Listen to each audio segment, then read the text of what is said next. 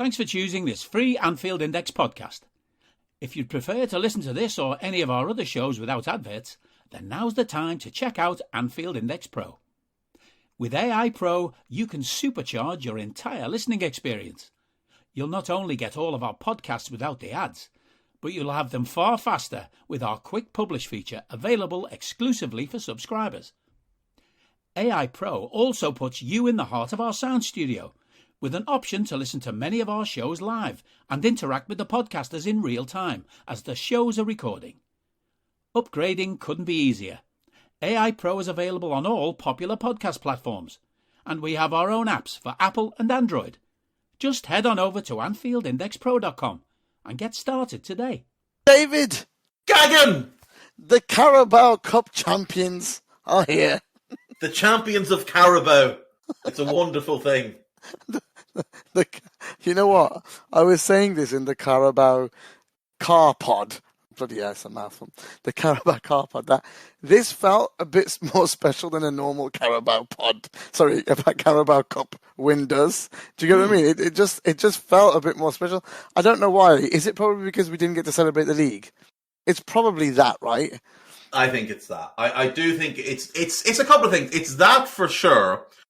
It's the fact that after all that went on last year with all the injuries and the doubt over Virgil with his knee and what he was going to look like, and the fact that, you know, this is a competition that matters to our club probably more than others because we'd long been the record holders. City had gotten on even terms with us, and now we've gone ahead of them. There's a lot of things that play into it. And I think as well, just some of the special stories about, like, you know, with Caoimhín Kelleher, like, what a great story that is. But what a performance by him on the day. And Klopp saying afterwards that when he told Alisson that he was going to start Kelleher, Alisson's first reaction was brilliant. If we win, he can go on the wall. That's the type of thing that this club is about. I agree. I was actually quite moved when I heard that Alisson's response was, "Oh, great! Now we can get another goalie on the wall." I was like, "What the hell?" You know, like the team ethic. Just the first thing in his mind is not "I'm missing out," but you know, another kid is going to get to do this. And I said this in the pod with Sanjeev Bhaskar last week that playing Kelleher is a smart move because the kid's good enough to go play from another Premier League club. Yeah. And as Klopp praised him and said he's the best number 2 in the world, which is a fair shout, really. He said, basically, I mean, his choice of playing him cements him as staying, if that makes sense. If they were offered for him a contract, he's now tasted that success. He now knows that at the end of the day, if anything happens to Alisson, Klopp trusts me and my team trusts me. And he's had that moment. When you've had these moments, like, it's also the same for Naby Keita, because Naby Keita's been here, won the league, won the Champions League, but did he probably really feel a part of it? No. That day was massive for Naby as well, because he actually got to feel part of something as a celebration that he knew he was definitely a part of. And that's the thing. I think that's a big factor in it. Like, you mentioned Naby, and his whole injury issue started in the Champions League semi-final that year in 18-19 when he got hurt at the Nou Camp, that horrendous tackle by Rakitic that probably should have been a serious card. But Naby had played part in the Champions League run till then, and then that was him gone for the season. Then the next season then in the Premier League, he only played, I think, 18 games or whatever. He had multiple injuries. Last season, he barely played. He had multiple injuries. This season, he's having a good season. And this was sort of a reward for it. And I love the fact that Virgil, in his post-match interview, made a point of focusing on Naby and made a point of saying, look, this guy was brought into the team with 15 minutes notice and then was outstanding, and he was. I completely missed that. Naby was really good. Naby was really, really good. That is huge coming from the alpha male. Yeah. In the squad. And when someone praised you like that, and you could literally see in the post-match celebration as well, Naby was very happy, felt, really part of it. And at the end of the day, it's not just about him, it's about every player that got to feel that. And Harvey Elliott's another one who probably has the biggest balls of an 18-year-old Yeah. you're ever going to find. And we might as well talk about those good bits in the penalties, mate, because we had 11 players. And Well, before we do that, I want to hear about your day leading up to it, because you were at the game. So talk me through your day from morning until kickoff, including when you got the news about Thiago not being in the team. You were in the stadium when that news broke. So talk me through your day up until kickoff. So I've already done a lot of that on the car pod if you want to go and listen to that. But I'm not listening back to anything. I'm talking to you now, and I want to know about it now. You're talking to me. Forget everybody else. I don't care what you said with Harinder. Yeah, but people are going to be those listening. Heathens who didn't. All I asked, lads, was a small request, and you let me down, and I haven't forgotten. What was the request? To keep you out the stadium. Well, it turns out it was all good in the end. But no, don't think the jinx is lifted. Go on anyway. So firstly, drove down, picked up Cam from where he was in London, drove over to Hillingdon Station, parked up, walked up to the restaurant that Harinder had booked for everybody, and met Eddie and Greg outside. The first time I've ever met Greg as well. So it was great. Great to see Eddie again. That's the fourth city I've met Eddie in now. None of them in our home cities. I think that's Alicante, Madrid, Kiev, and now London, Wembley. We're in Wembley. So that's quite funny. That's the only places I've met Eddie. But, have you not met him at Anfield? No, never. Never met him at Anfield. We've never been at the same game, I don't think. No. So that's quite funny. And we would have if that May thing that we'd set up had happened before lockdown. Remember when we had to do it online in the end? That party that we set up. That would have been really good. But so then we ate. We had a good laugh. We walked over to the stadium, and then someone tried to, a Cockney twat tried to pick a fight with Baji, and pulled him back from his scarf and said he's going to knock him out. And Baji was just like, "What? Are you being stupid?" And he was just drunk. And Cam's standing next to him, and he's like, "Mate, I'll just puff of air on you and you're down." And I think the guy didn't see Greg either, because if Greg had walked over, he'd literally lifted him up with a finger and just chucked him in the street. But yeah, he was drunk and he was just being an idiot. He was calling him, Harinder a scouse twat or something. So funny. He was like, "What? Scouse twat? How does he look scouse to you? You idiot." But just tells you everything about Chelsea fans, eh? And the massive twats. And then we just walked to the stadium, met all of our cousins, met some. What the hell is this guy doing in the chat? Sorry, disturbing me. You are first and foremost getting banned, my man. Oh, he's already left. That is a bit ban. See you later, twat. Right, he's gone. So sorry about that. Somebody in the Discord server is trying to mess up our recording. So he's gone. Anyway, where was I? So we met cousins, we met some colleagues from work, and then we got inside. My cousin wanted a pint, so we were in the long queues waiting for a brimming pint and stuff. And then Patrick from Discord and from Twitter DM'd me and sent me a link of the club announcing that Thiago had got injured. And I swear to God, up until that point, I was saying to everyone, we're going to smash these wankers 4-0, 3-0, 4-0. I was just literally telling everyone that we were going to hammer them. And at that point, I just went, oh my God. Like, how has this happened? You know what I mean? Why today of all days? But I think, Dave, he ended up being very smart, Thiago, because imagine if he decided to play on like some players selfishly would, yeah? Some players selfishly would say, you know what, I'm not giving up a spot. I'll waste a sub, but I won't do it, especially with 5 subs as well. But what did he do? He literally gave it up and said no. But he also looked after himself, because that could have ended up being a grade 3 season over if he didn't. Yeah. You know what I mean? And you have to credit Thiago. I know a lot of people I know is like, oh, he's made a glass, what a twat. And I was like, are you lot for fucking real, you dickheads? Shut up. But the reality is, he actually did great by giving up his spot on the day. A lot of players wouldn't.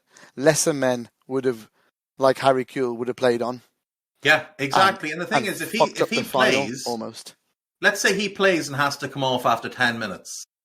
And then let's say we get the same 75 minutes out of Naby that we got out of him. There's still 5 minutes left in the game, and you don't have Harvey Elliott to bring on because he's not on the bench. Because without Thiago stepping out, Harvey's not on the bench. So you don't have that sub to bring on, and you also don't have that penalty taker. Yeah. So in the end, the knock-on effect is that it works out very well because Harvey comes into the matchday squad, and like you said, the absolute testicles on that kid. Like, first and foremost, I seen him get a lot of criticism for the incident with Havertz. I loved it. I loved that he was the first one there to defend his teammate. Absolutely love that. And the fact that it kind of sparked a little bit of a row, I think that kind of gave us a second wind as well, because we were starting to flag a little bit at that point, and that kind of re-energized everybody. I especially like Milner coming over, grabbing Harvey, walking him away from it, and then walking back in to tell Antonio Rudiger that he was only a twat. That I liked. I thought that was very Not only good. that, did you see what VVD did to Rudiger?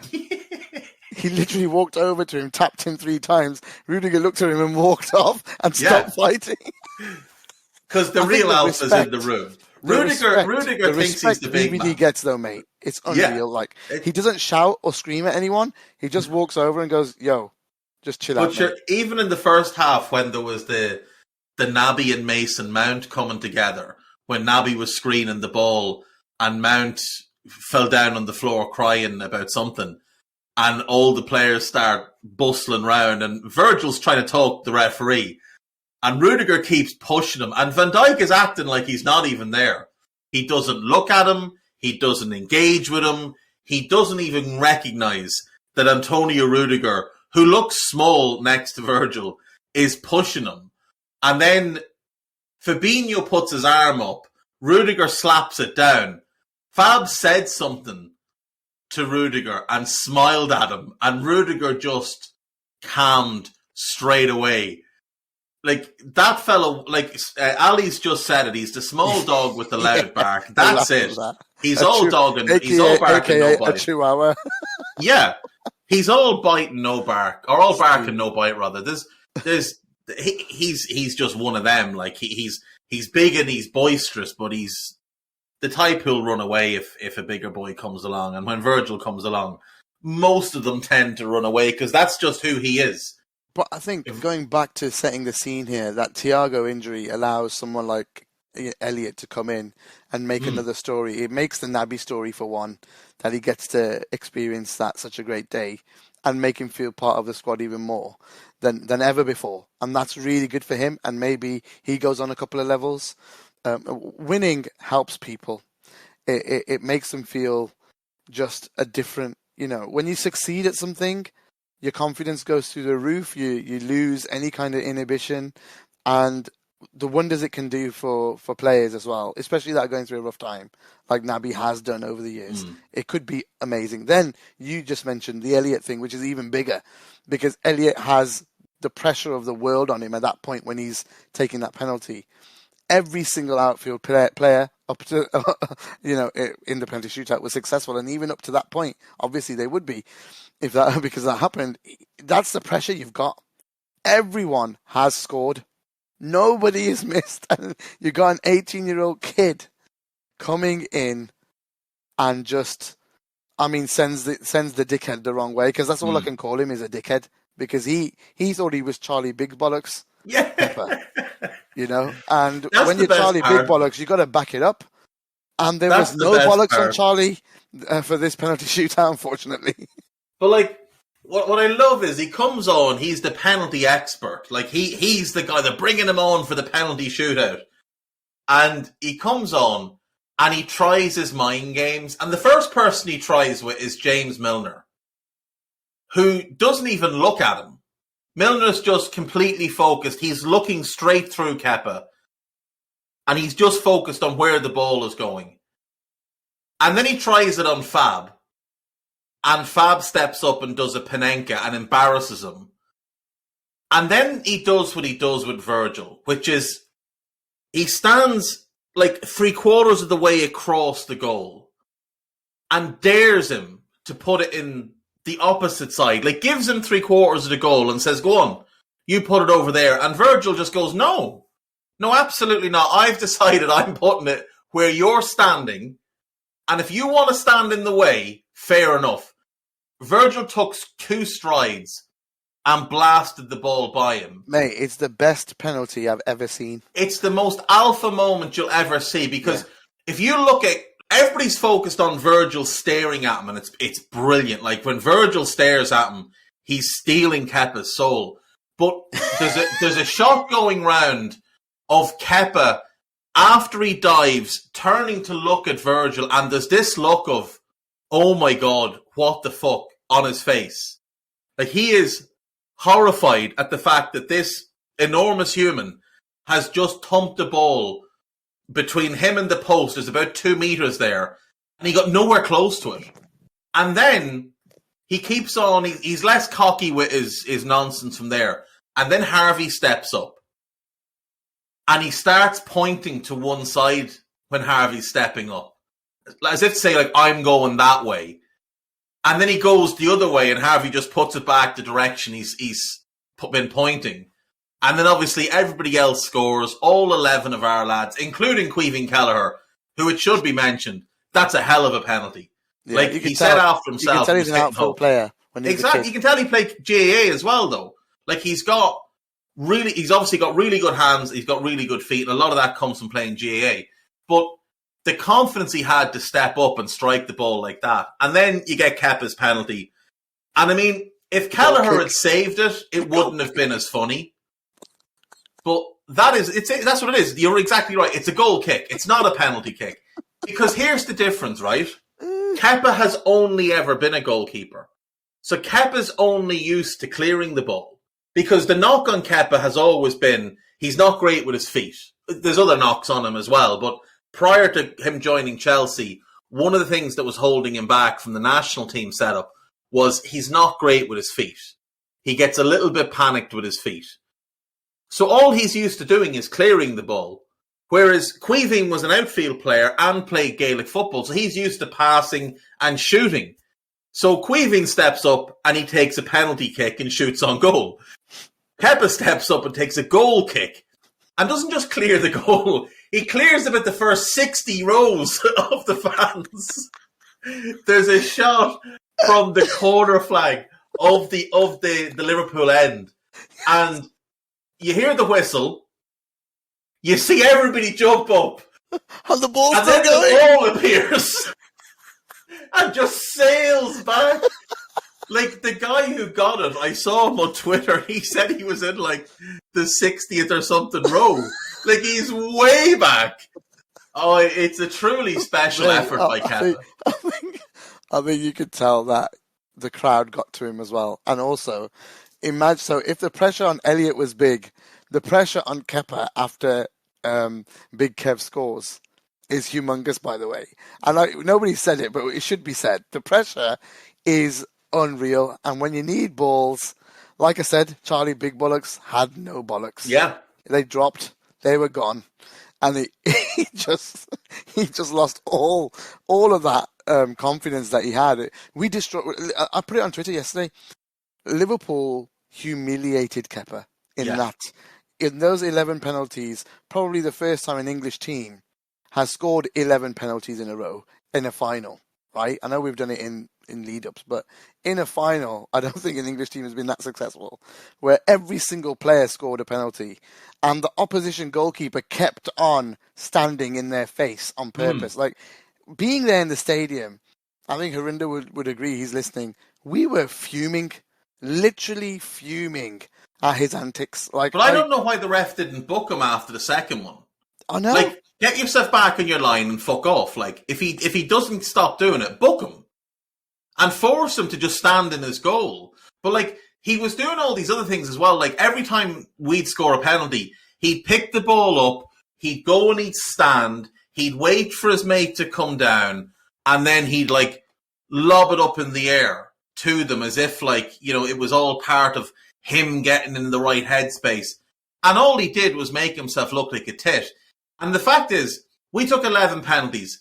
10 of them, he never got anywhere close to. Like, never got anywhere close to them. The only one he got close to was the Konate one. And if you were to look at that Liverpool team and say, who could miss here? Ibu would be the one because he's a centre-back who's come on just for the extra time, isn't exactly the most subtle of players at times. He was the one you might say he might miss. But everyone else you were looking at and you were thinking, right, Milner, you knew Milner was going to score. You knew Fab would score. You knew Virgil would score. You knew Trent would score and you knew Mo would score. So that was fine. You weren't doubting Jota. You weren't doubting Robbo. You weren't doubting Harvey. You weren't doubting Divock. Because Divok's not missing in a big game. He's big game Divock. Like, this is what he does. The only one you were going to have doubts, other than the goalkeeper, was Konate. And that's the only one he got close to. Everyone else embarrassed him. Most of them sent him the wrong way. Like, he was flailing around on the ground and our lads were just tapping them down the middle of the goal. There's 3 or 4 penalties go right down the middle of the goal and he's off sailing to one side. Like, exactly. It was hilarious. And my point being, it's the most humiliating experience for him, especially after his penalty miss. That's the beautiful thing of the whole final is Kepa, is the ending. And to be the specialist, bro, aren't they? That's it. Mendy was superb apart from one clearance. One clearance that he sent straight to us and Mo should have scored, to be fair. Yeah. Apart from that, he was flawless, actually. He was unbelievable in that game. Him and Big Kev made some superb saves. And to be fair, Mendy made, you know, bigger and world-class ones, didn't he? From Mane and things like that. I mean, that was... I would say that Kelleher's save from Pulisic is as good as... Oh, yes, of course, the point blank. As anything. Like, fair enough, the one from Mane, but I think that's more a bad miss by Sadio than a great save. Like, all Mendy does is put himself in a position where the ball might hit him. Sadio should be lifting that over him. It's similar to the Dudek save in Istanbul. Like, it's an incredible save, but it's a terrible miss. Whereas Pulisic does absolutely everything right. But Kelleher's reflexes, like, a lot of people are like, oh, it just hit him. No, it didn't.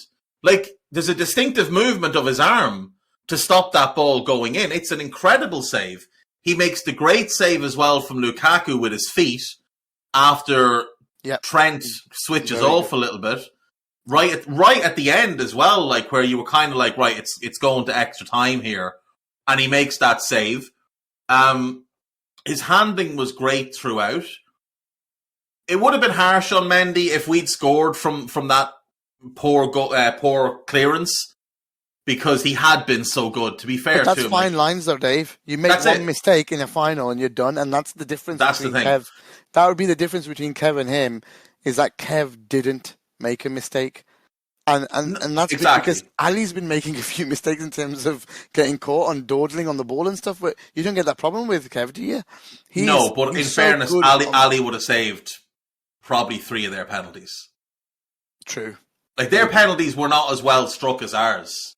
No. Their penalties, it was just that Kelleher kept going really early.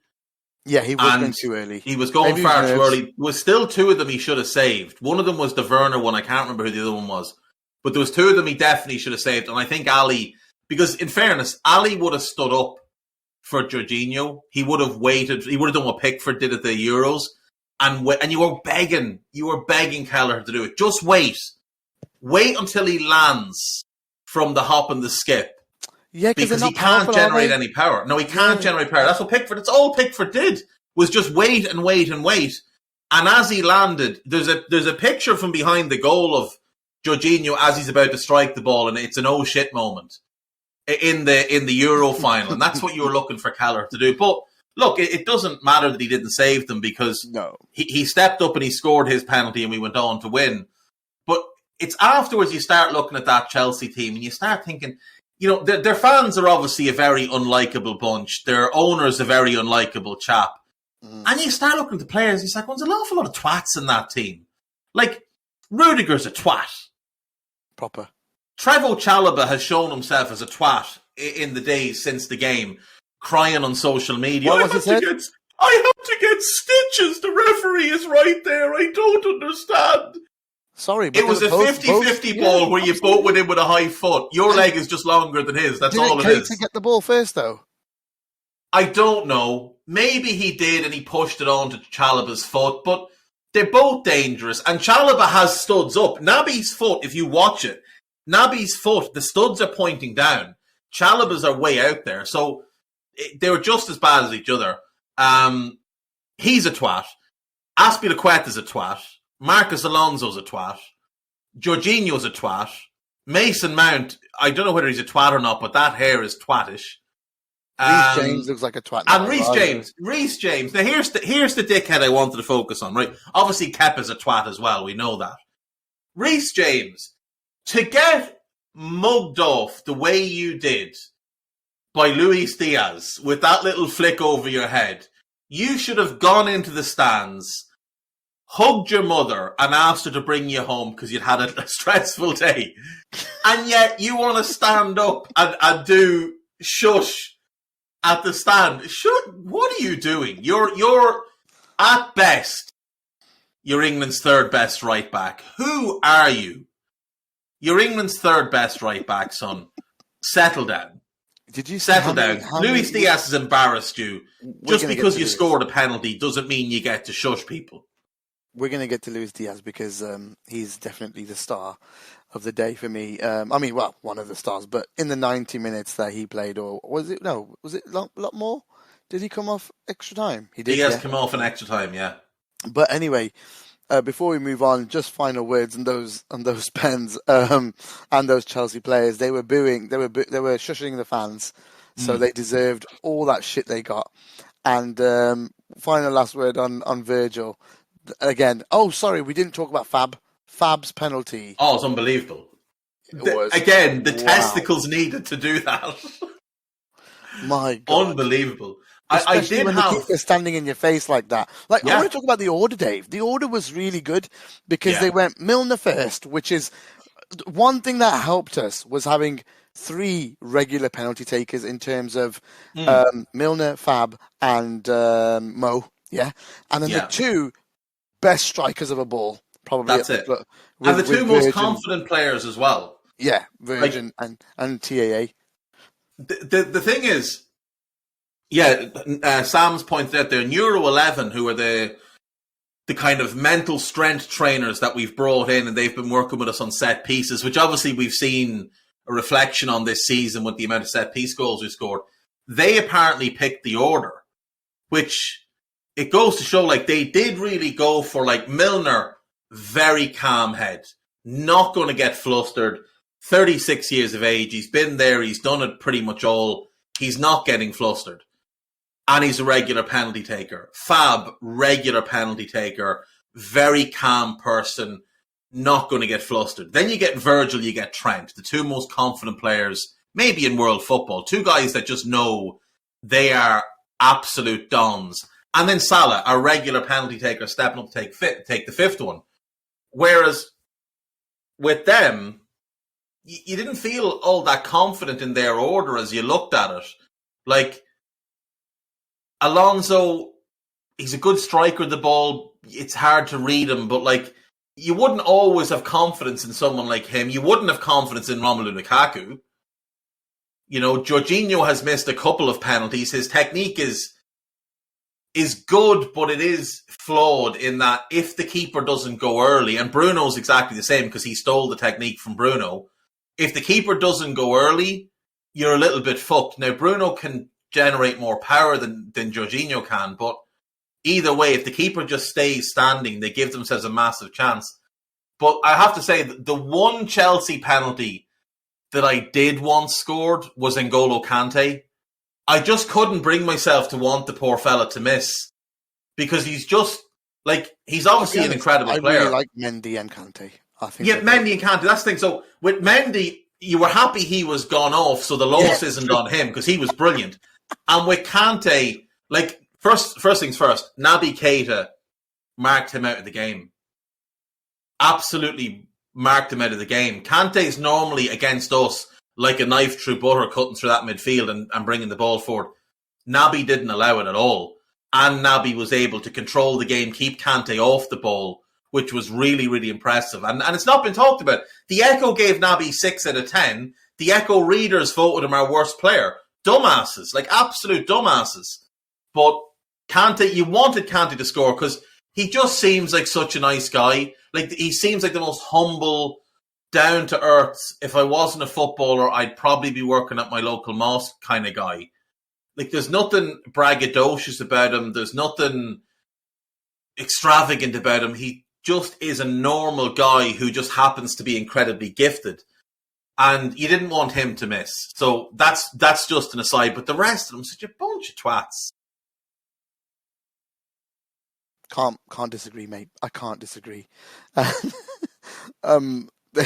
Yeah, it was just beautiful, and they deserve it. Completely deserve it.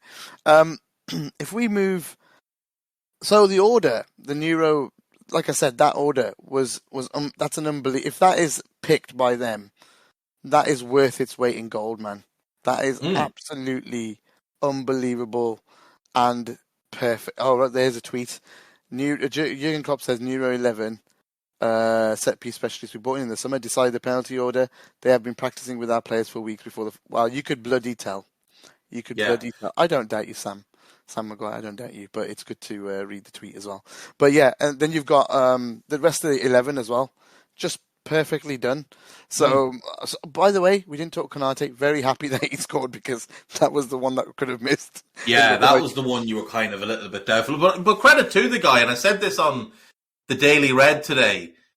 You have to give him credit because he came in on 90, like for the extra time, into a frenetic game up against Lukaku, who, fair enough, is not having the best season.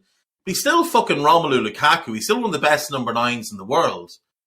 And I thought Konate handled him brilliantly. Now, I know he got the goal that was ruled offside, but it was offside.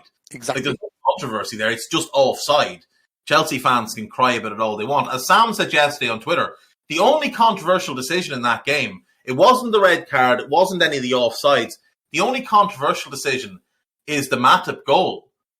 And for all the Chelsea fans screaming about how they hate VAR, the linesman flagged them all offside as well, but nobody flagged on the Matip one, and not one Chelsea player complained.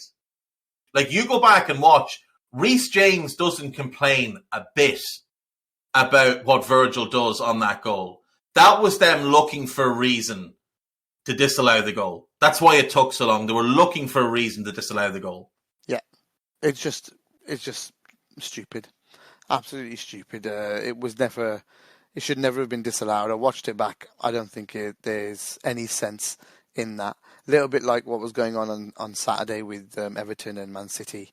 VAR really having a mare at times and change. I mean, the whole game changes there, doesn't it? Absolutely, they are. I think Chelsea get battered from there because they'll just go out all-out attack. That's what Tommy does. Tommy has to then throw,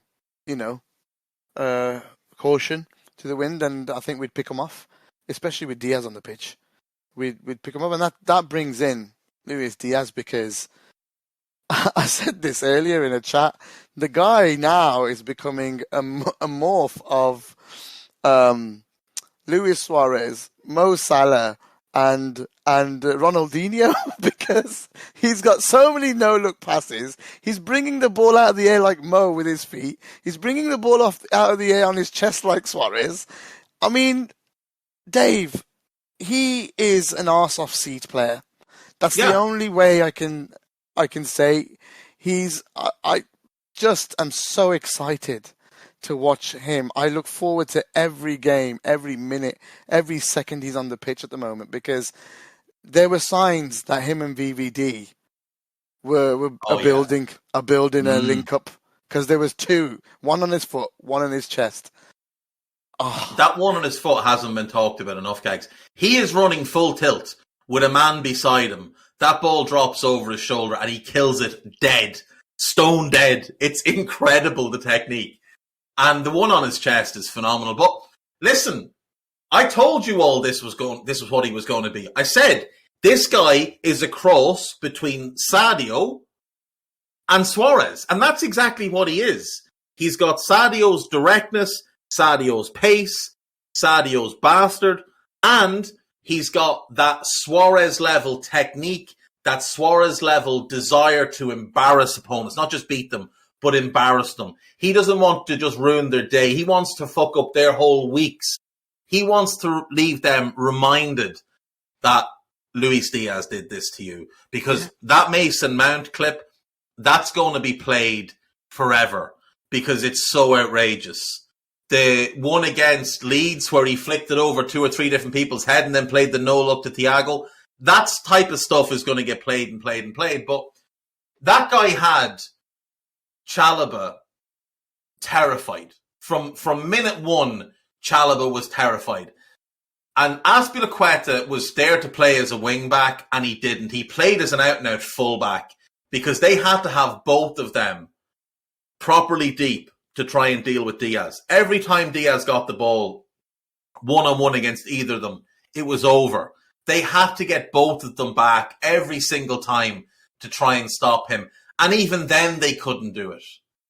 This is a really special player. Really, really special. And we obviously hit big on Salah and Mane. They became, at different points, the best player in the Premier League. Salah, that first season he was with us, and again this season, Mane in the title-winning season was the best player in the league. I don't care who won Footballer of the Year. I don't care about your media campaigns. I don't care. Sadio Mane was our best player and thus the best player in the league that year. Luis Diaz has the ability and the drive to get to that level, to be one of the very best players on the planet. And for a club in the space of, 5.5 years to find 3 of them, that is incredible. And I know we all love Jota. Jota isn't that level. He's like a level or 2 below. He won't be he'd be a world-class finisher, but he won't be a world-class all-round player. Diaz will be a world-class player. And what we thought was a guy being signed as, a bit of extra depth this year and next season he'll be a starter. No. This guy is the starter now. That left-sided role is his. Jota, though, he seemed to take in the Bobby role nicely. And now he won't have the panache, right? He won't. But Bobby was never world class either, Gags. No, he won't have the silk of Bobby either. In terms of all the silky skills he would do and all that. He's a bit more direct than Bob. He can carry the ball better than Bob, but he's also a bit more of a fox in the box than Bob. So there's a few things that Jota's doing much better, putting that ball in the back of the net. But the heading ability is there. Oh, the heading ability. Jota is great too. Let's not be wrong. But now, Jota can play all across the front line. Sadio can play all across the front line. And we've got Bobby, and we've got Taki. And obviously Divock probably leaves in the summer. But even at that, you're still in a really strong position. Now, obviously, a lot will depend on what happens with Sadio in the summer, with his contract, etc., etc. The same goes for Bobby. But you've got to be really excited about this front group. Like, Diaz is the jolt in the... Last year, we got that jolt in the arm from Jota, and it was a really big thing. And it really gave us, we had 4 for 3 positions. Diaz now gives us 5 legitimately high-end starters. And look, you can argue that, Bobby's fallen off and all that kind of stuff. You can argue whatever you want, but Bobby can still, as a spot starter, give you a quality 75 minutes. Off the bench, he's a great option to have. And the same goes for Jota off the bench or as a starter, Mane off the bench or as a starter. And now, I would say Diaz, and it's going to be, I think, Mane or Jota battling for that middle role for the rest of the season, with both of them obviously getting some starts here and there. But we never need to play Alex Oxlade-Chamberlain in the front 3 again. No. Do you know what I mean? We're not going to be in that situation. Well. Elliot would be an option. Elliot's an option. Cade Gordon's an option. Yeah, they'd be options before Ox now, surely. And I think more what you're saying with the front 5, if we go on to win, one of the big 2, I'm not, if we go on to win one of the big two, so the CL or the PL, that I think there'll be enough in the coffers there to then say, right, we can keep you guys for another couple of years each, rather than the big long-term contracts. Because then what you can do is you still got that sale. You can still sell them after a year or so. You give them a couple of years on top of what they got. And then it's a 3-year contract, and it's basically right. You got 2 years left for selling you, so you get one more year out whilst you get. But you're not going to get much for Bobby at 33. I don't think we get much for Bobby now. No, because Bobby is a very strange player. It's not even that. It's just like, look around Europe and find me the club where Bobby fits. Yeah. Do you know, like the clubs where Bobby would fit are clubs that don't really have the kind of money that makes it worthwhile selling Bobby. Like Leeds, for example, under Jesse Marsh, Bobby would be a great fit there now. But Leeds aren't going to give us 30 million for Bobby, the kind of money it would take to go and buy an Amin Guri or somebody to come in and replace him.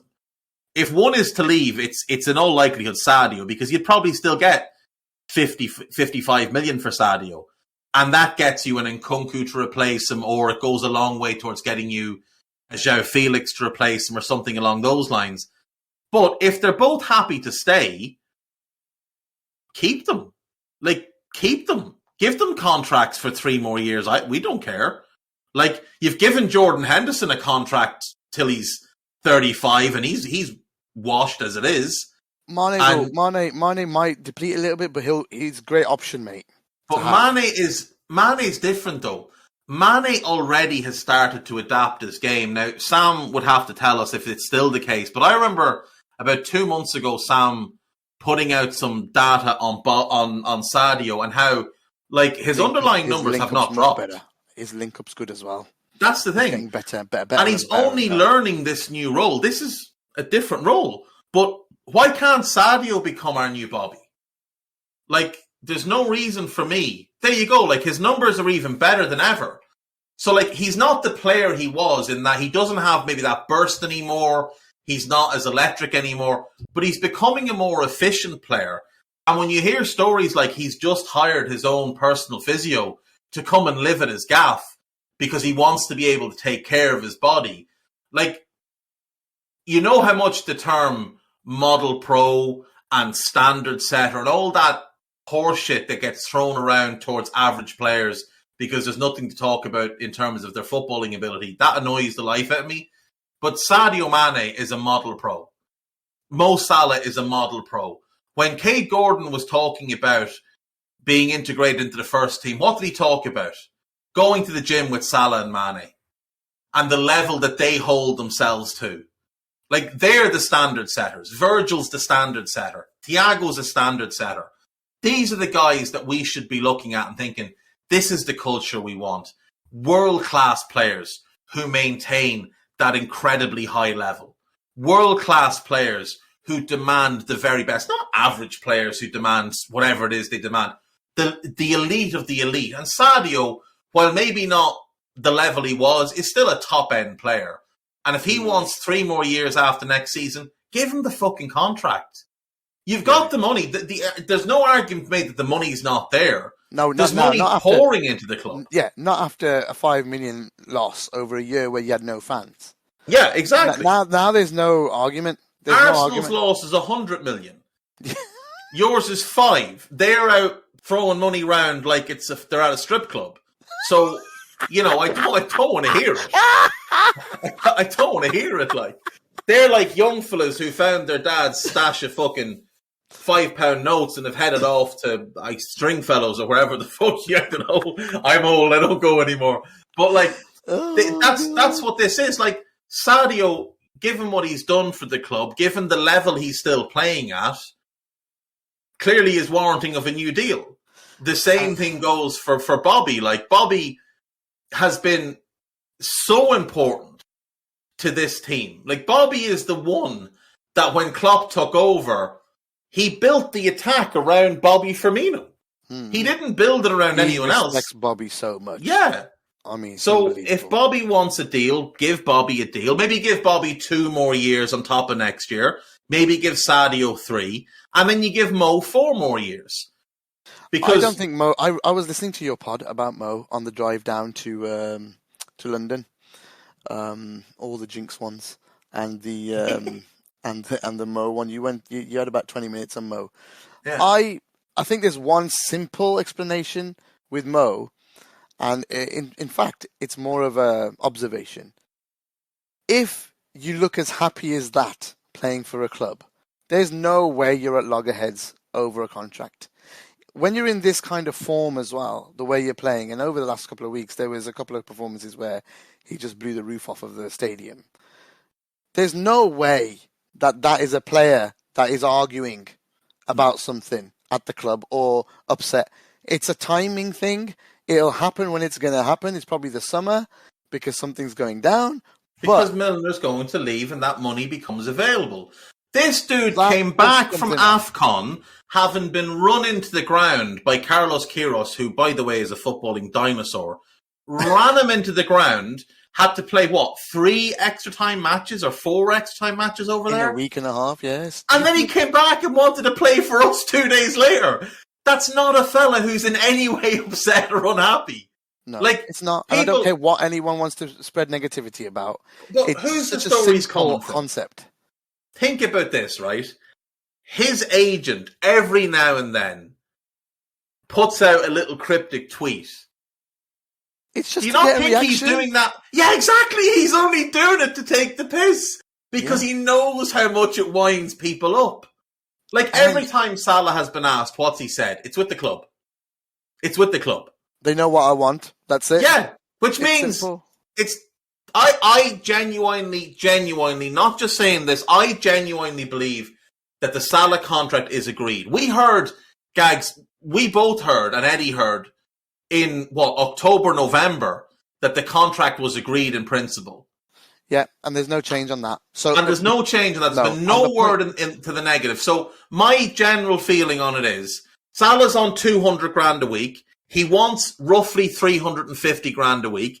That's 150 grand difference. Well, who earns 150 grand? James Milner does. So once you take him out of the equation and send him on his merry way to wherever it is he's going to go, there's that money freed up. The wage bill doesn't go up. The money just moves across. You're not breaking your salary structure. You're raising your salary ceiling, which means that you can sell it to future players of, look, you join us, you come in at 120 grand, you do really well. In 2 years, you'll get a big new contract up to 200 grand a week. You do really well there, then the sky is the fucking limit.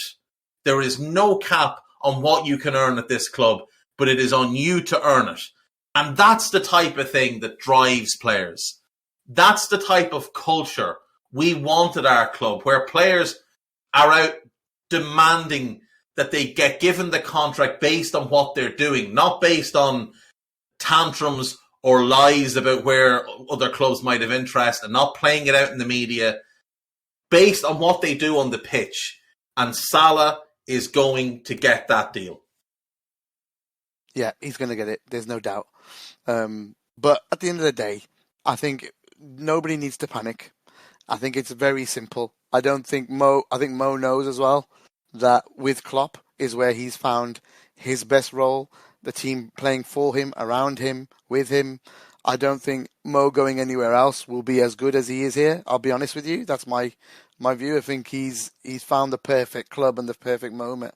And when you're about to hit 30 years old, surely, and your best period in your life, and I think Dave, you even said he's got years ahead in his peak.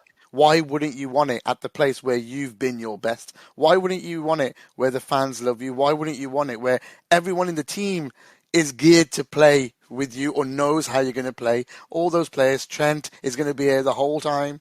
You know, there's going to be new midfielders. Elliott's coming through. VVD, the other midfielders, defenders. You're going to have a world-class team moving forward. You know, Ali's there long-term. Virgil's there long-term. Trent will always be there. Robbo's there long-term. Konate's there long-term. You're going to have Fab long-term. Thiago for a couple of years. You've got this new guy coming on the other side who is going to take a massive burden off you because you're no longer going to have to pick the ball up and carry it 60 yards and then try and score. He'll do that for you, and he's more than happy to try and find you for you to score the goals. Yeah, more And tap-ins for Mo, please. that's the thing. And like you look around and like let's be really honest, right? How many clubs in Europe are on our level right now? Man City, maybe Bayern, maybe Real Madrid, maybe PSG purely because of the money. Well, PSG don't have a good enough manager, and the squad is an absolute travesty. Like, to have spent that kind of money and ended up with that squad, everybody should be sacked. Dave, should I be honest? I think only Bayern Munich are a team. On our level. Like Liverpool. A team, though.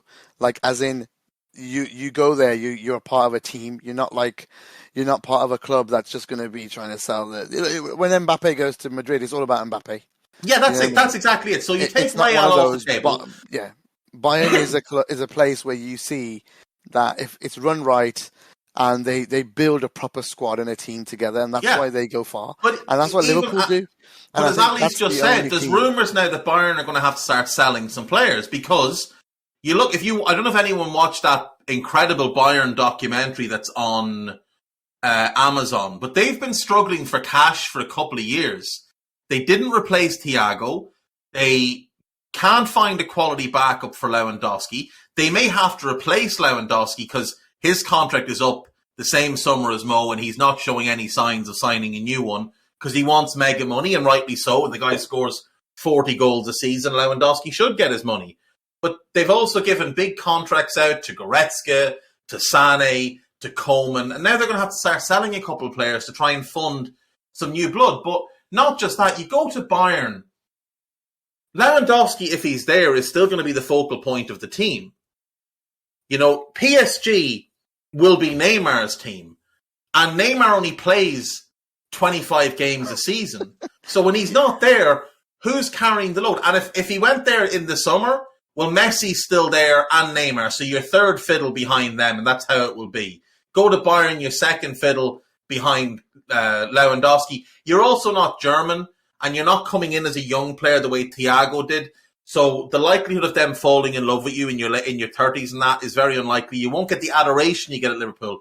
Real Madrid will be all about Mbappe, all about Haaland, and they're going to be a horribly unbalanced team because the defence is going to be a train wreck. Yeah. And then you've got Man City, who are the most soulless, horrible bunch of fuckers in the world. And the thing is, anywhere you go, other than maybe you could argue City, you're going to a worse manager. Yeah, absolutely. And you're not walking into the culture that you have in that Liverpool dressing room. And you're not having those pillars, Trent, Ali, Virgil, Fabinho, Diaz, Robbo, etc., around you. So you're not going to have Sadio Mane there to have that competition. You never know. Bellingham coming soon. Who knows? That's it. The point is that anything can happen now. That if this season goes as well as we all expect, or even gets anywhere close to, even if Liverpool got to the final and came second, just say, it's still from a funding point of view, from a business point of view, massive. So the point for Liverpool is to keep going the whole way in everything. If you win everything, great.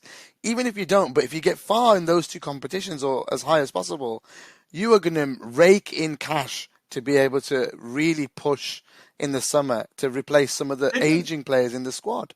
Didn't we make more money from TV revenue the season we finished second than City did that same season when they finished first? Yeah. We were live more. I think we did. Yeah, you do. It happens. I think we'd made more because we played more. So, like, that's the thing. You're at a club who are right now at an apex, and unlike other clubs who can and are at the same level or could get to that level, there isn't really an end in sight. And the thing is, like, if Mo signs on to stay long term, there's got to be a moment where Jurgen Klopp will sit down and have a look at things and think, why would I walk away from this? How can I walk away from this? Look at what I've built. This is my team, my club that I have built. And the same goes for Klopp. Where else is he going to go? Other than maybe back to Dortmund. But where else would he go where the fan base as a whole, not in any way, there's no fractures. And if there is, they're idiots. But from what I've seen, every single Liverpool fan is devoted to Jurgen Klopp. You know what I mean? Like, he's not going to get that elsewhere. You go to Real Madrid and lose to Getafe on a fucking Tuesday night in November, they're waving the white towels and demanding that you go. No, I can see him staying, Dave. I really can. Do you know what I mean? If changed Mo my mind signs on and the owners are willing to put their hand in their pocket just that smidgen more, and that's all we're asking. Not asking for city level of funding. They'll do it for Klopp, no doubt. That's it. Like, why would he leave? Where would he go? And like Della said it there, and I think that's the only job he'll take after us is the German national team job. But that job's not becoming available until probably 2026. Yep. Jurgen Klopp's not going to sit at home for 2 years. His wife would kick him out the house. Can you imagine him fucking walking around screaming at the kettle to boil a bit quicker, pumping his fist when the microwave goes because his fucking food is heated? He'd be a nightmare to live with. If he didn't have a job to go to, he'd be an absolute terror around the house. So, I think the way he's going and the way that he manages and everything, I think his link with the club just grows stronger, with the fans grows stronger. And I think if he keeps, and now that, this year he's doing a lot more sports science stuff in terms of the rotation policy, now that the players are getting fit, it's the first time where he's really got the squad in it. But he's also, Gags, he's got everybody in the background. They're all his people. Happy. They're all happy. Everybody at the club now in an important position, bar obviously the front office people. Yeah.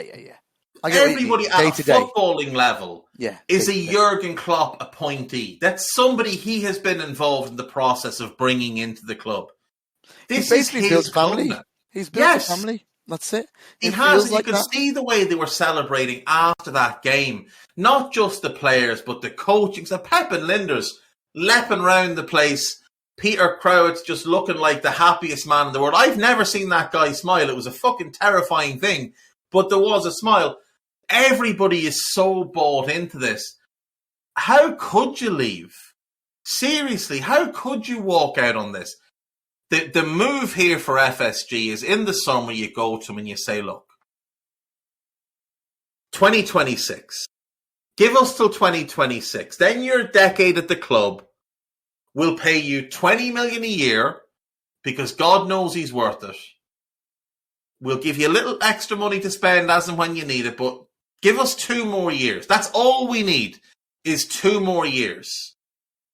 And then if you want to go and take that German manager's job, we will happily allow that as long as you, on your way out the door, send Hansi Flick our way, because he's the one we want to replace you.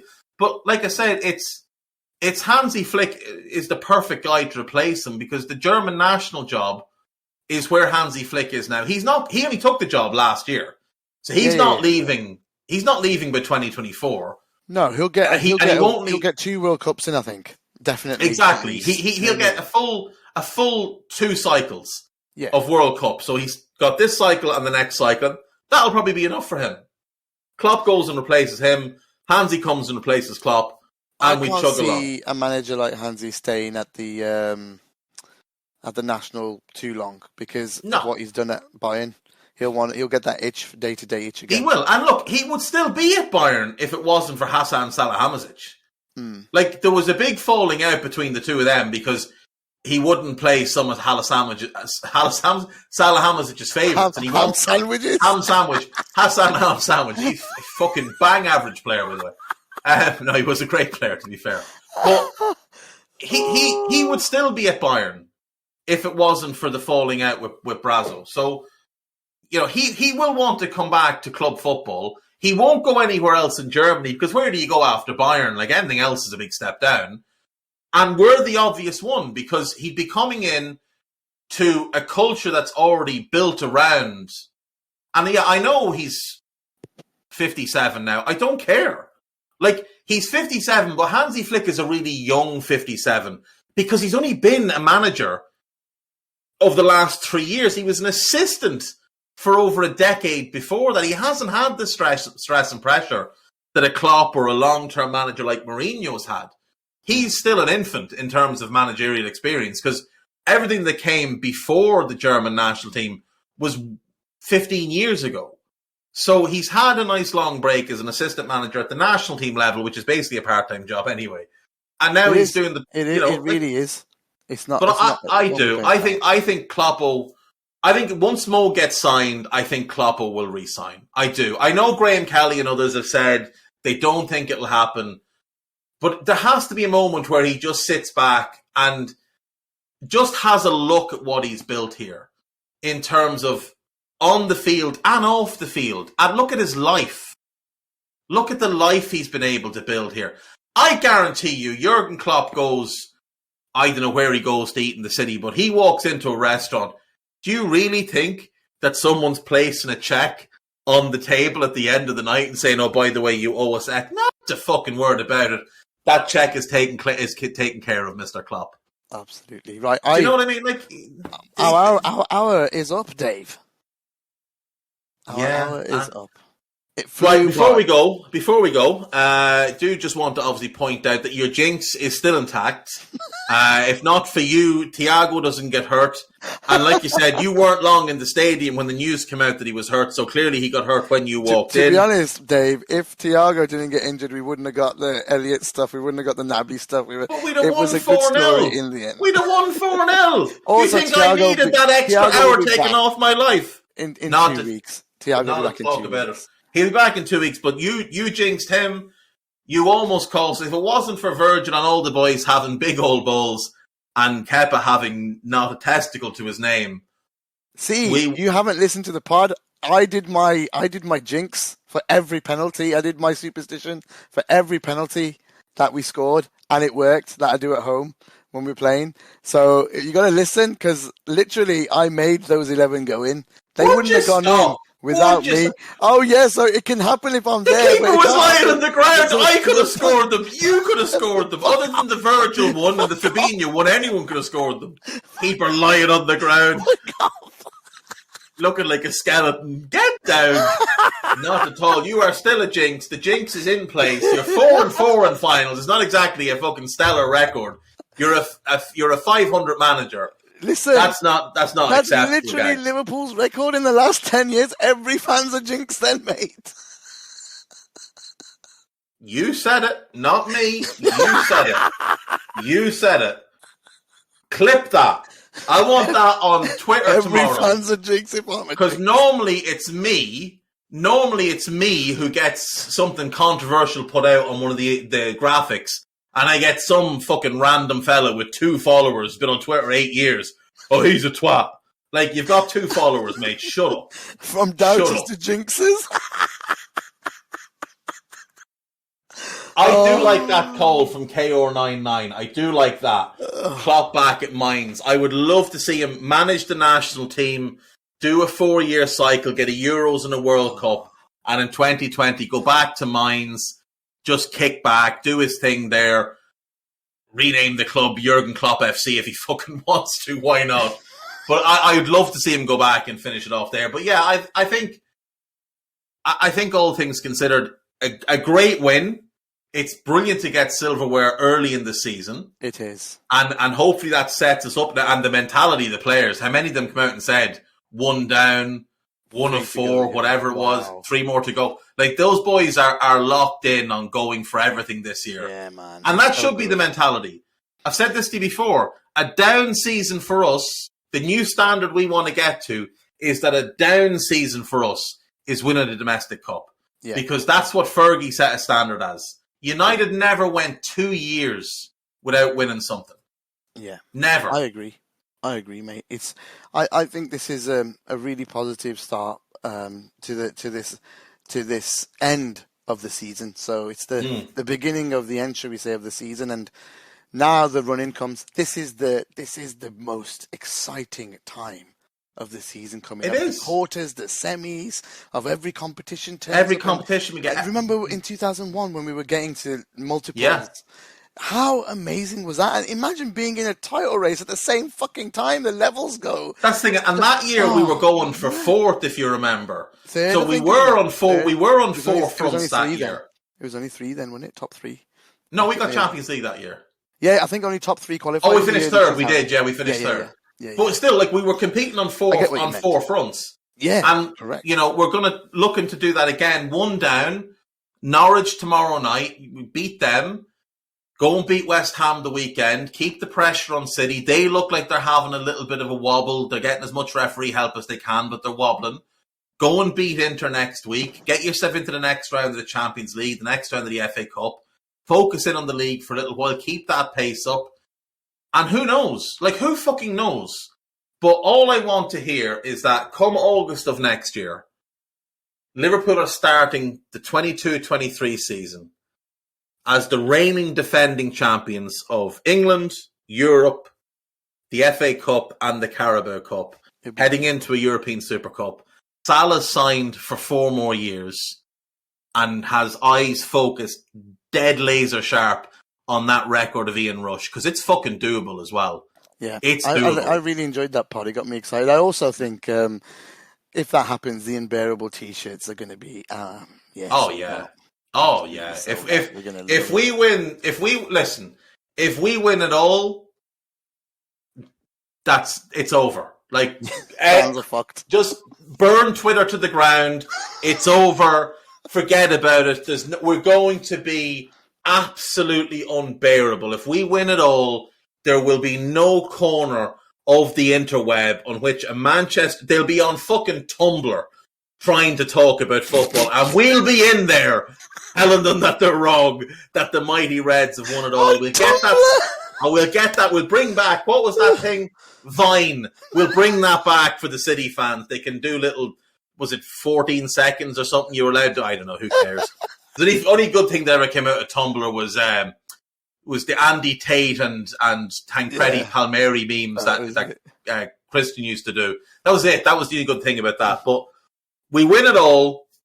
Salah signs the deal. And just on the eve of next season, Melissa Reddy or Paul Joyce, Jurgen Klopp has agreed a contract extension with Liverpool. The German manager will be staying until 2026. And then we just go fucking bananas for a couple of years. No, and then his first act is to sign Jude Bellingham. Oh, Vine was the one. Yeah, can you imagine? Liverpool have agreed a deal to sign Jude Bellingham next summer. We'll let you have a year without him, but he's coming next year. Yeah. Right, guys, I have to go now. But Dave, thank you so much for that and the entertainment of the Jinx on Sunday. It was a lot of fun.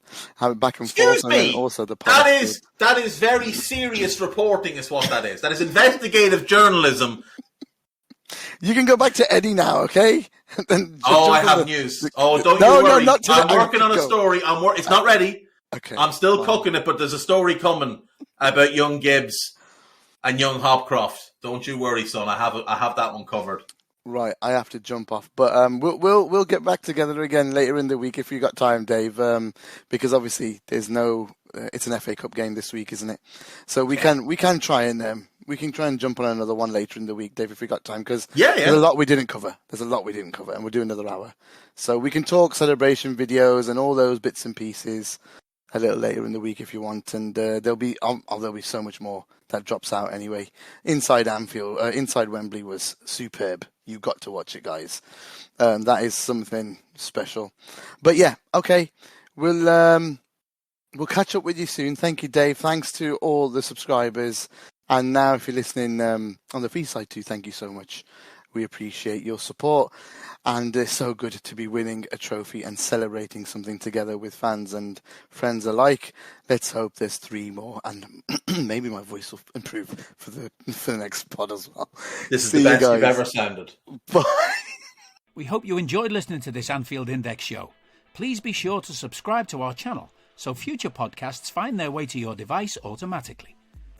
There's nothing quite like fan engagement, and we'd love to know what you think of anything discussed on this show.